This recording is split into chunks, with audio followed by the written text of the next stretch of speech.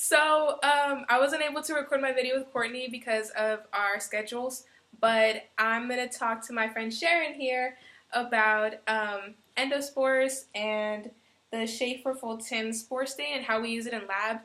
And before we talk about the staining procedure, though, I had to talk to you about what endospores are.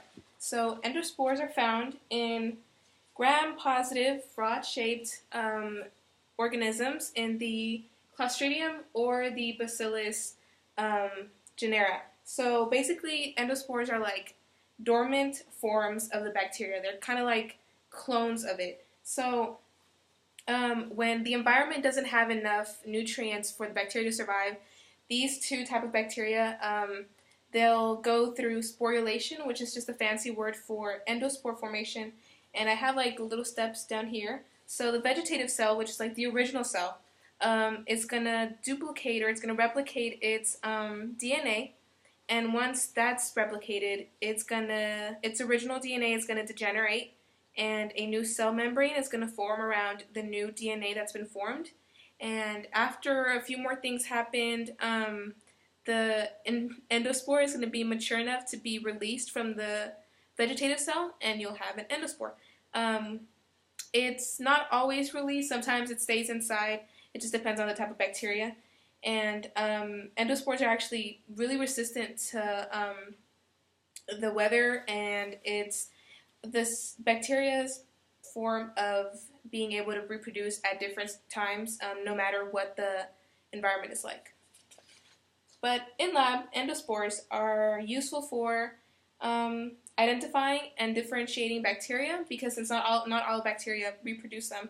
So the Schaefer-Fulton stain was developed to distinguish the endospores and the vegetative cells under a microscope.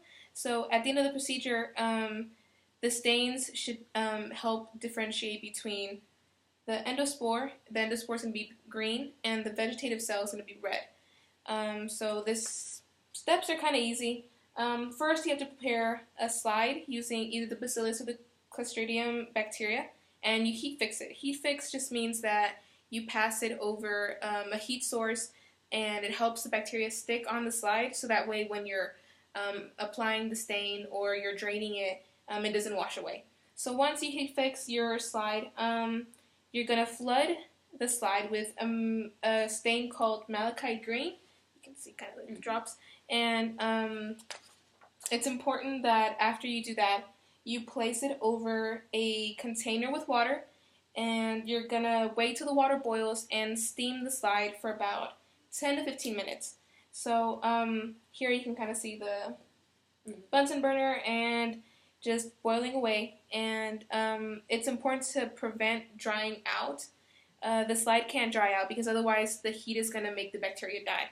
So to prevent drying out, you place a small itty-bitty piece of square filter paper on the slide, and you just keep pouring the malachite green until the 10-15 minutes are over.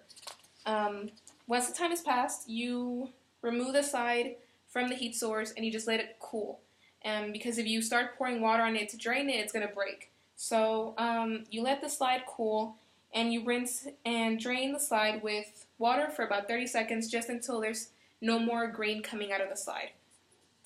So after that's done, you're going to flood the slide with a different stain called safranin, and you allow the safranin to react for about maybe like a minute, and you don't need to put this one over a heat source. So just 1 minute is enough, not 10 to 15 like the other one. And once the minute has passed, you rinse it with water, and after that you just carefully blot it dry, because you don't want to scrape away anything that you just did. So if you did the procedure right, under the microscope it should look like this. It should have, the vegetative cells should be red, and if the endospore is free, it'll be outside and it'll be green. But if it's still inside, it'll just be green, but it'll look like this. And that's basically what the Schaefer-Fulton spore stain procedure is like. Nothing too difficult. Do you have any questions, Sharon? Okay, yes. My first question is, why do you steam the slides? Like, what's the purpose of that? You steam the slides to use the heat from the steam. It kind of just helps loosen the cell membrane of the bacteria.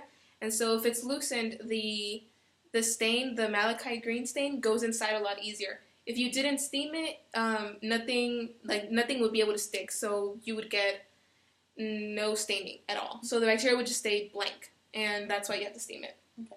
And for my second question, what diseases do spore-forming bacteria cause? Well, different bacterias cause different diseases, but I think the most common ones are like tetanus, botulism, the one you get like when you get sick, like what's it called? Like canning, you don't can correctly. Yeah, you don't can things correctly, so you can get a stomach infection or something like that. And anthrax, that's like another really dangerous one. So that's why they're trying to figure out ways to be able to kill endospores, because they can be pretty dangerous. So yeah, that's about it, Moment. Thank you so much. Bye. That's that very quick. No, that's not.